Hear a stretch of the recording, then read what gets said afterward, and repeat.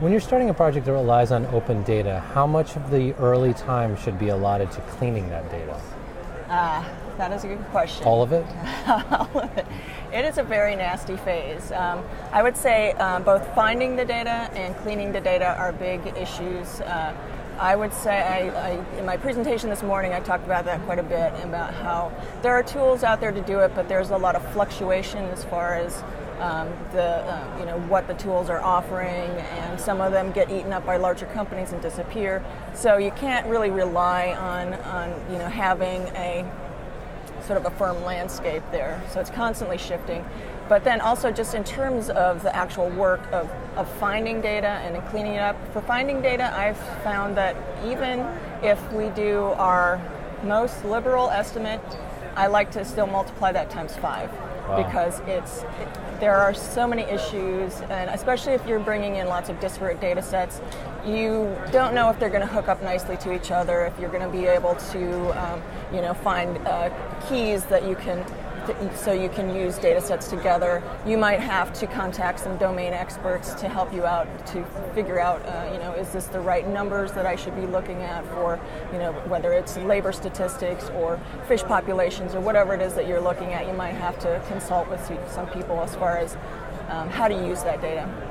So finding the data, I think, is actually sort of a bigger problem, especially if you're using multiple data sets. Cleaning up the data is also a big issue, and I talked about it a bit this morning as well. If I find an Excel file, and I mean a true XLS file, that means that 99% of the time that's created by a human, right? Sure. And so with a human environment comes human errors. So you're going to run into problems with data input being inconsistent, misspellings, things that got shifted over a column, crazy stuff that you're not going to expect. And so a lot of that you can handle with Google Refine or Data Wrangler, or even we use Python internally a lot to clean up our data. But even with those tools, there are still going to be questions usually. So you may have to contact the source of the data and say, is there really a town, called Chicago, what's spelled with an S, or right. Did you mean the real Chicago right. with a C? So there's a lot of consultation, a lot of manual things that you have to do, as well as the machine cleaning up of data. So for cleaning of data, I usually multiply our liberal estimate by 2, just wow. to be on the safe side. That's a pretty significant project. Significant. It is significant. So you discussed some of the tools that you use for cleaning the data. What about on that discovery side? Are there tools that help you find it, or are you just kind of randomly out there looking for things? That is a very difficult process right now. And one of the presentations I saw this morning at OSCON, which was fantastic, was by a computer scientist at Google, and he talked about the tool that they're going to be releasing soon. I think it's called Public Tables, and it's sort of the Google for data, right? So right now it's impossible to find data through Google because they're so attuned to finding text. If you're searching for text, it's fantastic, but if you're searching for data about cats, you're not going to find it. I wish I could type in data : cats and find a nice database about cats, but it's not going to happen. Right. So,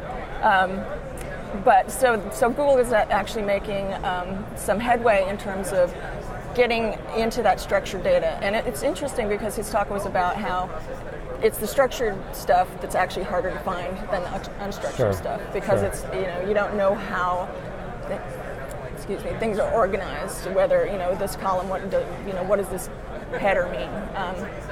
So there's a lot of it's a very difficult process to find data. There's not really a good way. There are some repositories out there, some free ones, some commercial ones, InfoChimps, Data Market, Azure Marketplace. Those are some good commercial repositories, but still very limited amount of data. The datahub.org is a free one out there. There are a couple of science ones that have nice cleaned up data that's good to use, but it's still very limited data set. My best advice for finding data is to go to the source. So if you know that you want data about endangered species, go to the person who's studying it, whether it's in academia or Wow. And you can also, if you've seen somebody write about it, a data journalist, you can often write to that person and say, hey, I'm trying to do a project on this. Where did you find your data? And sometimes just those human connections are a lot easier than the machine searching for it. It's like digging up primary sources, right? Exactly. So what is the overall state of finding open data? The things that you're talking about there's a lot of work that goes into it. It's a lot of work. It's like the Wild West of... Is that right? Yeah. It's still, it's been a hot topic for a long time now, for a number of years, but I still consider it a very nascent field. And I think on our side of the fence, as programmers, developers, people who are working with this stuff, we think it should be happening immediately. Like, you put your data online and it's perfect, it's open, it's public, and it's good to go. But on the other side of the fence, where these people have these sort of cloistered data repositories, and they're not necessarily programmers or data people, or they're like office workers. They're people who are trained to do other things other than deal with databases and putting them online. So there's no structure, there's no process, and so you get these zip files, or you get these just dumps of things that are not useful, or PDF files. So there's a lot of confusion, I think, on that end, and until there's a real process or some real standards, it's still going to be quite a mess out there in terms of getting clean data. And then the data discovery is, I think there's huge potential there for companies to come in and actually make some decent tools for discovering these things, because it's a hard problem, but it's not an impossible problem to solve. And I think it's the number one problem for open data is the discovery side of it. Right. I wanted to ask you that as the last question. So you've talked about cleanliness, discovery. What about things like trustworthiness? Is that an issue that's also mixed up in here? Certainly, yeah. All of these, there are so many issues with open data. It's sort of heartbreaking, because it's this great new frontier of possibility, yet it's so rife with so many problems that it's, every step of the way you just feel like you're treading in mud. And so, trustworthiness, who collected the data, how recent is the data, what was their study like, is it,